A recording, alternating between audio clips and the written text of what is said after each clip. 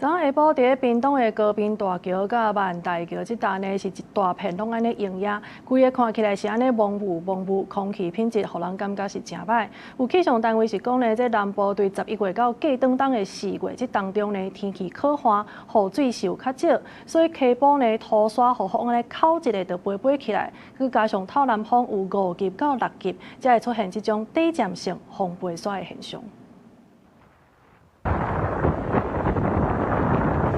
车来去一大片的营业，看起来规个蒙，感觉空气介歹。有网友找下晡3、4点经过屏东万大桥，看到桥边用到4架，就翕起来放伫城群网站。结果有其他的网友讲，连高滨大桥嘛有同款的情形。啊，雾煞煞，拢雾煞煞。昨日这南风，啊，都拢安雾安啦。是哦。啊，迄溪底大啊，迄啊伊就风飞沙淹到。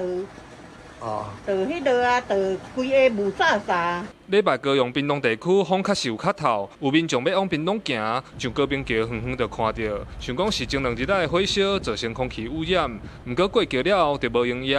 恒春气象站表示，因为南部地区11月到反当年的4月天气可旱，无啥物雨水，河床的土沙和风扣起来就硬碰碰。旱季，那雨量也少，那导致那个高屏溪的水量变少之后。 那河川就会慢慢的比较干固的，这个是短暂，因为冬天至春天的这个锋面都会快速移动，偏南风转向之后，扬尘的减少。气象站主任讲，因为礼拜南风有透到5至6级，加上高滨溪两边河边的土搭，才会造成这么大营业。不过是短时的尔，且民众免烦恼，若有需要经过大桥的时，会当挂水安，避免吸到土沙。记者柯炳哲，屏东报道。